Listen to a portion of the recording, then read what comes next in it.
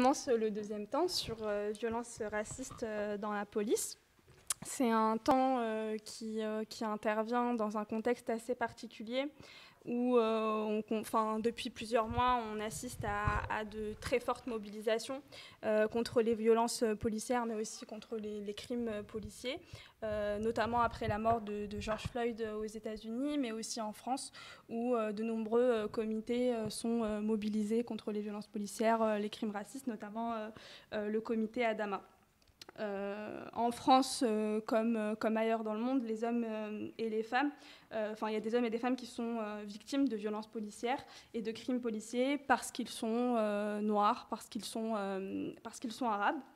Et cette colère qui s'est exprimée ces derniers mois, mais aussi ces dernières années, a soulevé les cœurs et ça nous pousse à réfléchir sur ce que sont les violences policières, ce que sont les crimes policiers, pourquoi ils existent et comment est-ce qu'ils existent. Et ça nous pousse aussi à agir avec force en se mobilisant massivement contre ces crimes. L'humanité aujourd'hui est étouffée par le racisme. Elle empêche l'émancipation de l'ensemble de l'humanité. Et ceux qui subissent les violences policières aujourd'hui s'expriment de plus en plus, intensément, et on a une libération de la parole, que ce soit du côté des victimes, mais aussi au sein de l'institution policière, avec des policiers qui dénoncent les pratiques racistes au sein de la police. Donc pour parler un peu, aujourd'hui, on va vraiment essayer de parler du racisme au sein de l'institution policière avec Ilham Ahmad, qui a réalisé le podcast Gardien de la paix.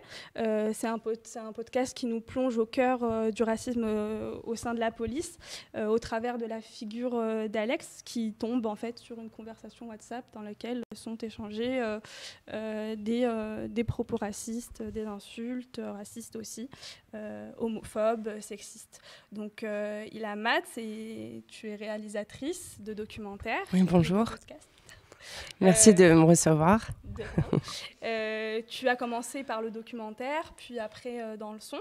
En 2012, tu as réalisé un documentaire qui s'appelle Périphérie sur les listes Noctambule. Ouais. Sur les listes d'attente des étrangers devant la préfecture de Bobigny. C'est ça. Et ton travail s'inscrit aussi dans un engagement contre toutes les formes de discrimination, la lutte contre le racisme, et tu questionnes aussi à la fois les discriminations en tant que telles, mais aussi le rôle des dominés et des dominants et des privilèges qu'ils ont et comment est-ce qu'ils se structurent. Donc voilà, est-ce que tu peux un peu d'abord nous présenter ton travail, comment est-ce que tu en es arrivé à travailler sur le racisme au sein de la police et comment est-ce que tu en es arrivé là? Alors, en fait, c'est des questions... Je dirais que j'ai découvert les violences policières un peu sur le tard. Parce que j'ai grandi dans un village, donc dans un village près du Havre. Et en fait, les seuls contacts qu'on avait avec les autorités publiques, c'était les gendarmes. Et les gendarmes, on les connaissait, c'était nos voisins, on leur faisait la bise. Ils jouaient au foot avec mon père. Voilà. Donc, ils faisaient vraiment partie de la communauté.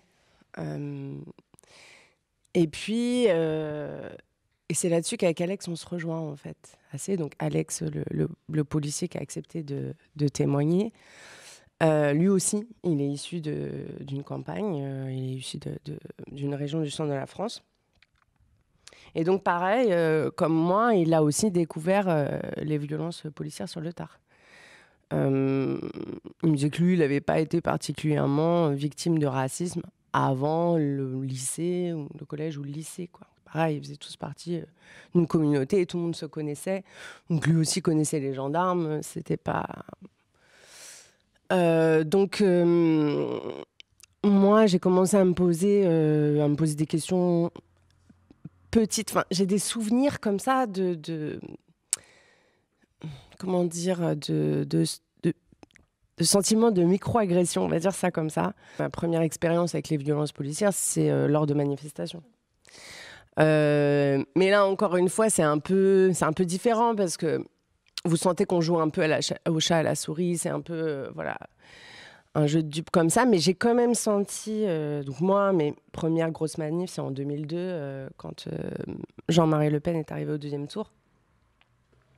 Donc là, évidemment, c'était des manifestations pacifistes et tout ça. Mais au fur et à mesure, j'ai senti quand même un durcissement. Voilà, dans l'encadrement des manifestations, dans la façon dont ils nous demandaient de partir, par exemple. Et puis après, en tant que journaliste, quand j'allais pour couvrir une manifestation, je me rendais bien compte quand même qu'il y avait un cran au-dessus, quoi. Et puis voilà. Et puis j'ai rencontré Alex en 2010, donc soit 2 ans après qu'il ait rejoint cette unité à Rouen.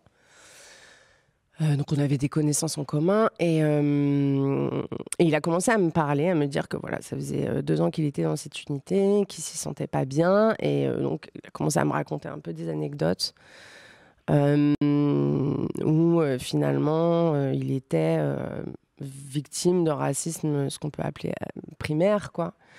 Ou plutôt que de l'appeler Alex, on l'appelait Mamadou, Amadou, voilà, ce genre de choses.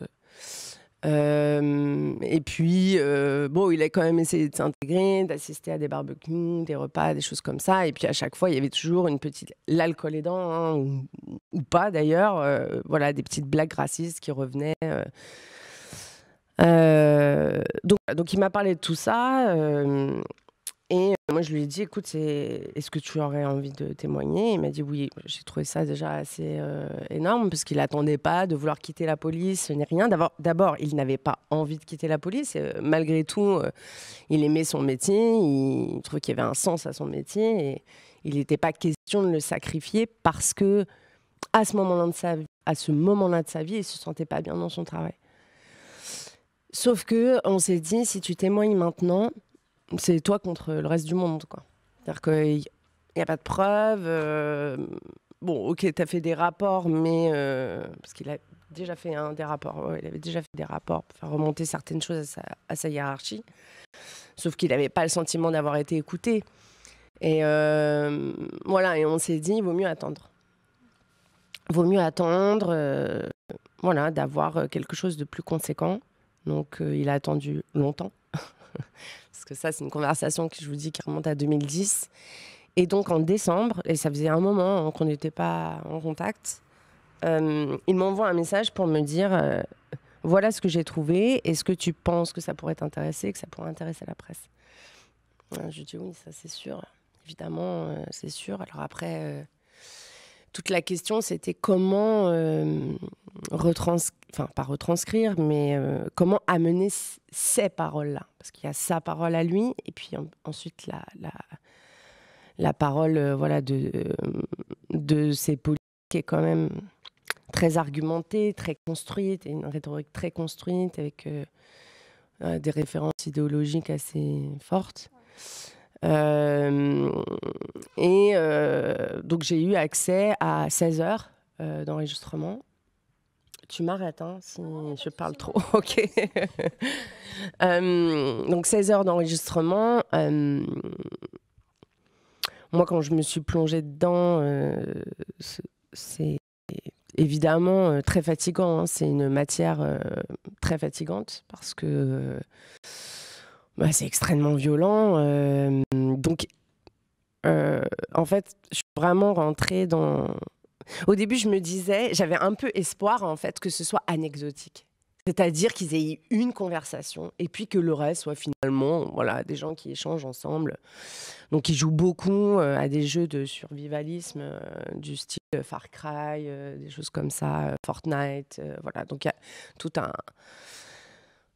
un passage là-dessus. Et puis, en fait, je me suis rendu compte qu'à chaque fois qu'il y avait une conversation, mais même quand un parlait de sa mère ou de ses grands-parents ou de ses vacances ou même de gâteau au yaourt, une recette de gâteau au yaourt, à chaque fois, on retombait dans des considérations idéologiques, politiques, en gros, qui consistaient à dire qu'il fallait faire le ménage en France.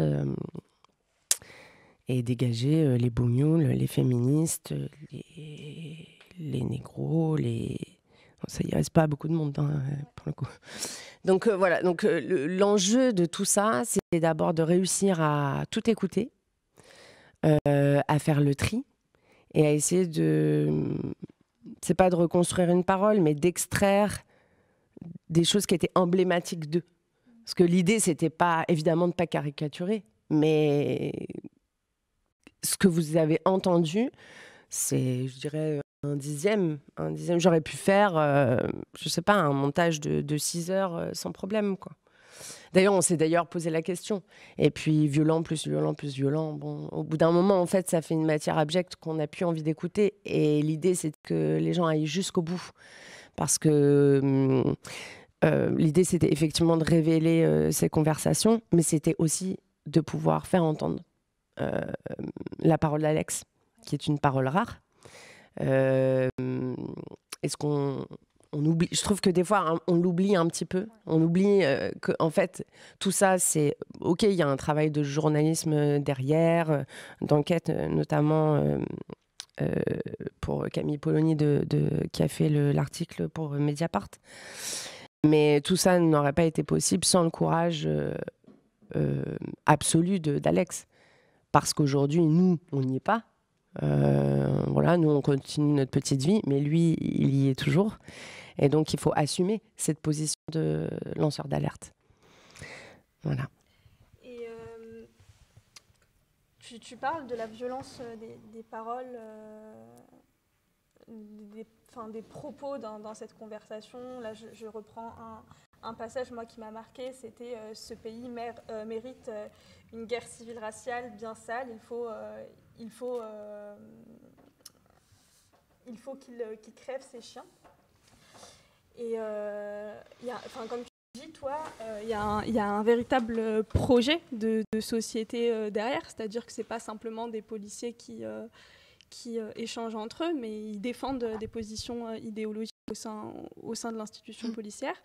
Et est-ce que, pour toi, c'est quelque chose de très structurant dans la police, ou c'est quelque chose qui est marginal, où ils n'ont pas beaucoup de points. Pour toi, à quel point aujourd'hui, en France, la police est en fait gangrénée par ce discours et par la défense en fait de ce projet de société, quoi, pour demain?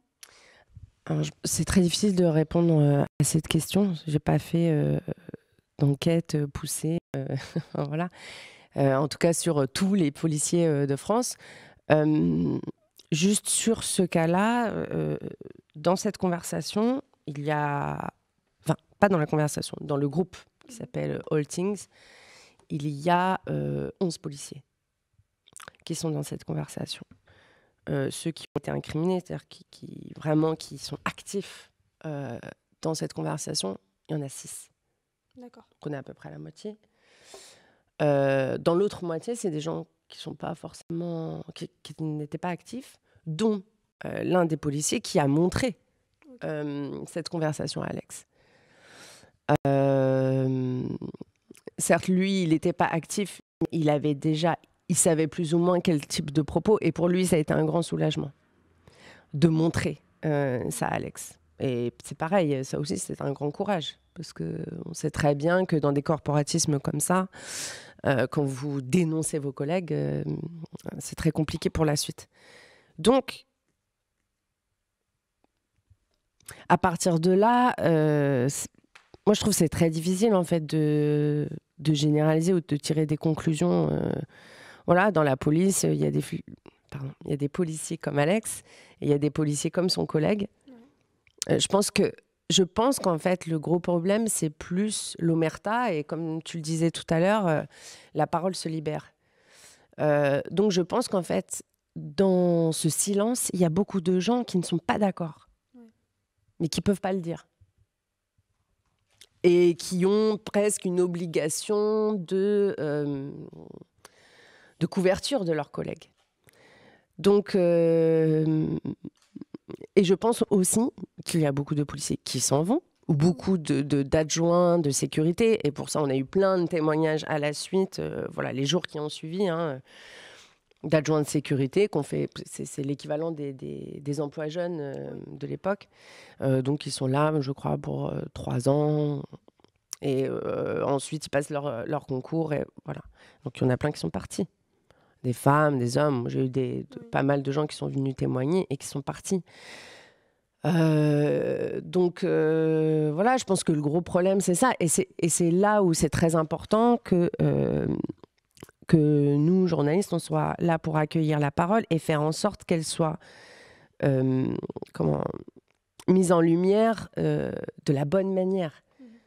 Moi, c'est vrai que j'ai beaucoup réfléchi à où sortir les gardiens. Bon, le podcast aujourd'hui est beaucoup plus démocratisé, donc je pensais d'abord à des médias plus mainstream, on va dire. Mais j'avais un peu peur que la parole d'Alex soit un petit peu, pas tronquée, mais qu'elle soit juste raccourcie. En fait, j'avais peur des raccourcis. Donc c'est pour ça que j'ai choisi, de toute façon, moi, c'est mon outil narratif, le podcast et l'histoire. C'est-à-dire que je m'attache plus à l'histoire qu'à l'enquête judiciaire, ce qui est plus le travail de Camille Polony. Et c'est pour ça, d'ailleurs, qu'on se complétait assez bien. Donc, voilà. Et il y a eu tout un débat après... Bon, ça fait un certain moment qu'on se pose le débat, mais de la question du rôle des journalistes dans les luttes contre le racisme, mais aussi contre le sexisme, contre toute forme de violence. Et la question de la neutralité des journalistes revient souvent. Toi, comment est-ce que tu te positionnes vis-à-vis de ce débat et comment est-ce que tu envisages clairement ton travail dans ces luttes? Moi, la question de l'objectivité, je l'ai très vite balayée quand j'ai voulu être journaliste. Donc, j'ai voulu passer par les grandes portes, on va dire. En tout cas, celles qu'on me recommandait, que les conseillères d'orientation me recommandaient. C'est-à-dire les grandes écoles de journalisme. Et c'était un truc qui revenait beaucoup. L'objectivité du journalisme, la neutralité. Moi, je ne me sentais pas du tout neutre et je n'avais pas envie de l'être. Et je me disais que c'était principalement là que mon travail devait se concentrer pour pouvoir rentrer dans les écoles de journée et pour pouvoir être une journaliste. Il s'est trouvé que, par malheur ou par chance, finalement, je n'ai pas réussi à rentrer dans ces écoles. Et donc, voilà, je me suis débrouillée, quoi, en indépendante, en bossant à droite, à gauche. Et puis, en fait, je me suis rendu compte que non, ce pourquoi j'avais eu envie d'exercer ce métier, c'était parce que j'avais modestement, humblement, envie qu'on sache quel regard j'avais sur le monde. Donc, je suis un être subjectif. Nous sommes tous des êtres subjectifs par essence. L'objectivité du journalisme, cette obligation d'objectivité, pour moi, c'est un leurre et c'est une hypocrisie. Donc, après, j'aurais sans doute été obligée de m'y plier si j'avais travaillé, si j'avais été affiliée à une rédaction, ou si j'avais travaillé, je ne sais pas, dans les news, ou je ne sais pas, dans un journalisme un petit peu plus traditionnel, on va dire. Mais j'ai préféré choisir la voie de l'indépendance et de toutes les complications qui vont avec pour exercer mon métier comme j'avais envie de l'exercer. Donc évidemment, on fait moins, c'est plus difficile. Mais au moins, quand je mets mon nom quelque part, je sais que je peux défendre mon travail. Pour revenir un peu sur Alex et sur son témoignage, aujourd'hui, on cherche aussi des solutions. Et comment est-ce qu'on fait concrètement, au-delà de la dénonciation qui est importante et la libération de la parole qui est importante, mais comment est-ce qu'on réagit et comment est-ce qu'on trouve des solutions à ce problème, et notamment sur la question des sanctions des policiers, de comment est-ce qu'on réforme la police, comment est-ce qu'on repense aussi le rôle des policiers dans la communauté et quel rôle ils doivent avoir. Et est-ce que ce sont des choses qui sont revenues aussi dans ton enquête, cette volonté de transformer, de donner un nouveau rôle ou un rôle... de revenir au rôle essentiel de la police, quoi.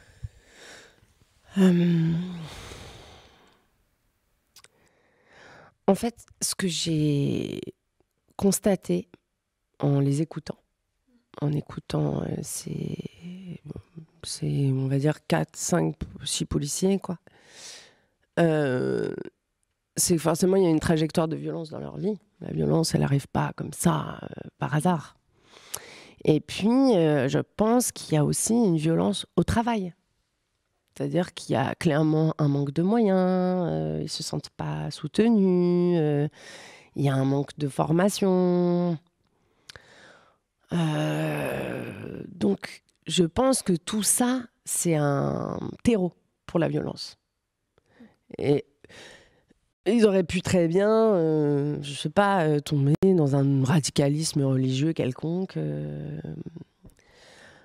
Voilà, on les sent un peu abandonnés. C'est pas du tout pour leur trouver des excuses, c'est juste pour essayer de comprendre ce qui se passe. Parce que je pense que c'est trop simple de dire « Ah, la police est raciste ». Ouais, enfin, la police est raciste, dans ce cas-là, enfin... Je pense qu'on a... Le racisme, on le subit dans toutes les institutions, à des degrés divers, mais malheureusement, il n'y a aucune... Et ça, c'est bien le discours qu'on... Mais je pense que c'est une réalité. C'est dans toutes les institutions, toutes les strates de la société. Donc je pense que voilà, il y a une vraie misère sociale et affective. Mais je pense que ça, tous les policiers le ressentent, quoi. Donc... Je pense que c'est extrêmement compliqué. C'est pas en faisant... Bon, là, je vois que 3 policiers vont être... En tout cas, que le conseil de discipline a demandé la révocation de 3 policiers. Donc après, c'est au ministère de l'Intérieur de prendre sa décision. Donc évidemment, on peut que se dire que finalement, le témoignage d'Alex a atteint son objectif. Mais c'est pas ça qui va régler le problème. Là, en gros, je crois que c'est l'avocate d'Alex qui disait très justement, on ne veut pas que ce soit des fusibles.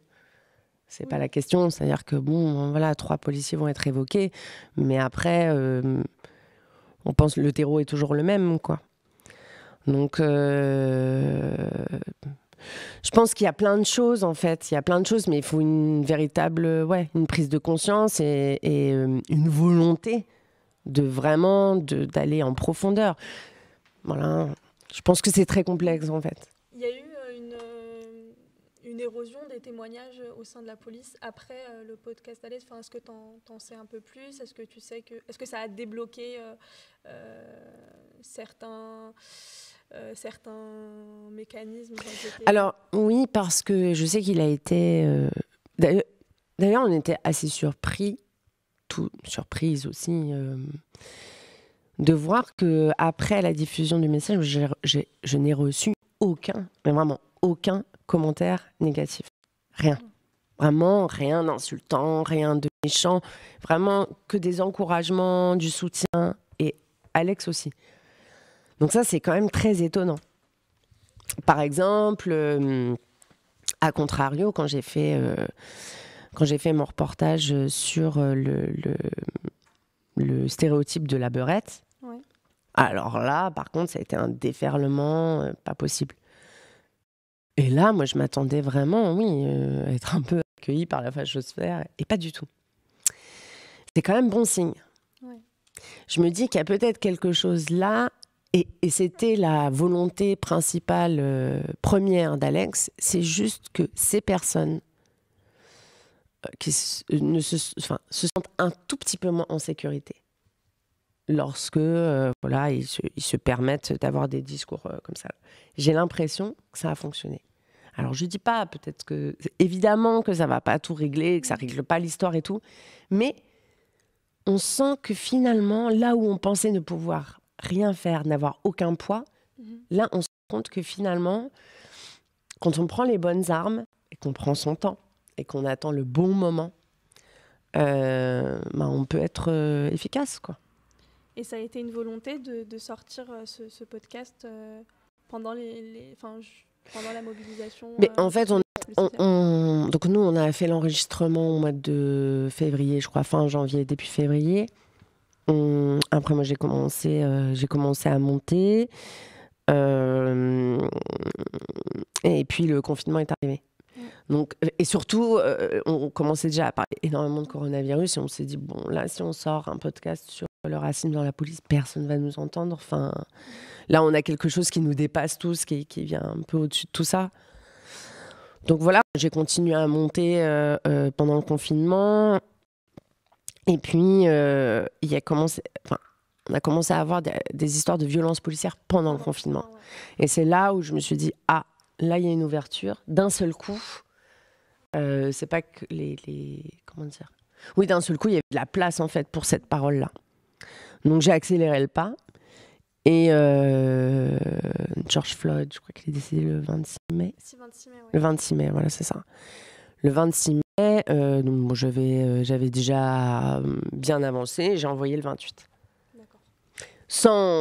Évidemment que j'attendais pas la mort de George Floyd pour envoyer mon podcast, on est bien d'accord.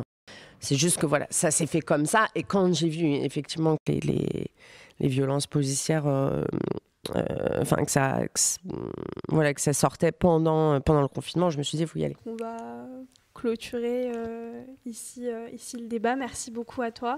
Merci Manel. Beaucoup pour le travail que tu as fait, qui permet aussi cette libération de la parole et le fait qu'on puisse aujourd'hui dire ce qui se passe au sein de la police, de dire qu'il y a des gens qui dénoncent, il y a des gens qui se mobilisent aussi, et que les choses bougent, changent, et que on peut aller que vers le mieux si on se mobilise toutes et tous largement sur ces questions-là. Voilà. Merci beaucoup. Merci beaucoup.